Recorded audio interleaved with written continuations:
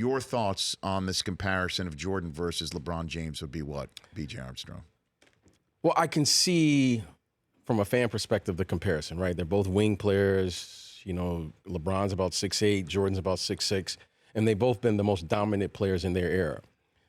But when I look at it, and I look at it from the detail as a player, as an ex-player, they're two totally different players. LeBron is a facilitator. LeBron initiates.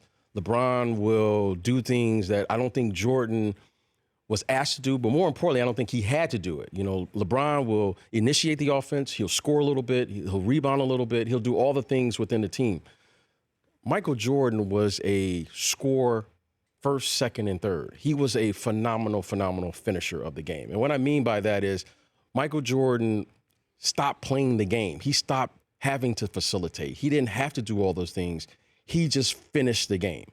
He finished it. He was, I think, the game's greatest finisher because he had no weakness in his game.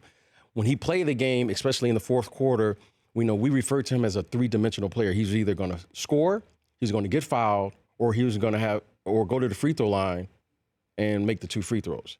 And not many players can do that in the last 4 minutes of a game. Jordan was the best. He was just three-dimensional in every way, every phase of the game, especially coming down the stretch. I think LeBron in this year's playoff run, I thought he has done a much better job than he has in years past at being a finisher. Well, the answer to that would be is he has to because you know, Pippen is a top 50 player of all time.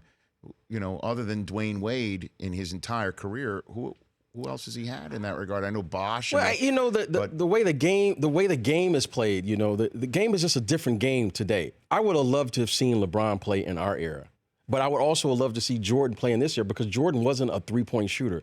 Jordan wasn't a shooter per se. He was a scorer. So it would be fun to really see how they would play the different styles.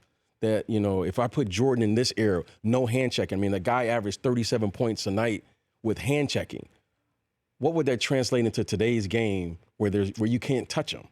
But then I would love to see LeBron with his physicality that he has, because he's just an imposing figure. I would love to have seen him play against those physical. Would have somebody with an arm bar right in the small of his back. I would have loved to have seen how he would have played against the Charles Oakleys and the Rick Mahorns and the Buck Williams and the physicality of the game. So it would have been fun to play, but without question, I want to say this about both. LeBron James is this generation's best player. And I think Jordan was clearly that generation's best player.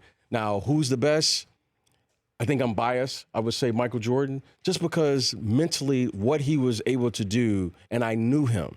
Michael Jordan is not going to back away from any level of competition or any, player that comes up. I think LeBron James would meet the challenge because he will pose some problems for a player like a Jordan, any player, because he's 6'8", 260. But I would have loved to seen the matchup, but I'm going to say Michael Jordan without question.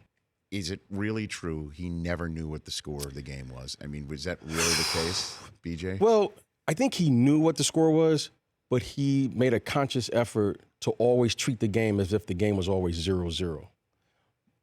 It was such a unique perspective because Michael Jordan always wanted to play that possession, and he was trapped in that moment. And that's what I learned about him. He never, when you get up 20, there's a natural tendency to have a letdown. There's a natural tendency to maybe back away. Michael Jordan was always 0-0, always. If you ask him today what the score of the game is, he's going to always approach it at 0-0, which kept him in that moment. He never let down. He constantly kept the pressure on you offensively, defensively, mentally, emotionally. Including in the huddle? Including in the huddles. And if you asked him what was the score, it was 0-0. And that, to me, was a different way to approach the game. And there were so many things that were different about the way he approached the game and the way I or many of the other players in the NBA. I mean, who goes out and you're up 20 and you're still playing the game if the score was tied? But he did that. He took practice that way. That was his approach to practice. That was his approach to the game.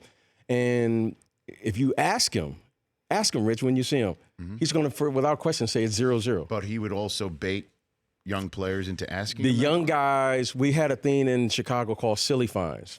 And if we were up big, especially in the game, we would ask the younger players, the rookies, hey, what's the score of the game? And then, of course, the rookie would look up and he'd tell the score of the game, and that was a silly fine. So he wanted to make sure that everyone else was engaged into the game as well. But it was kind of our thing. Now, where did the silly fines go into?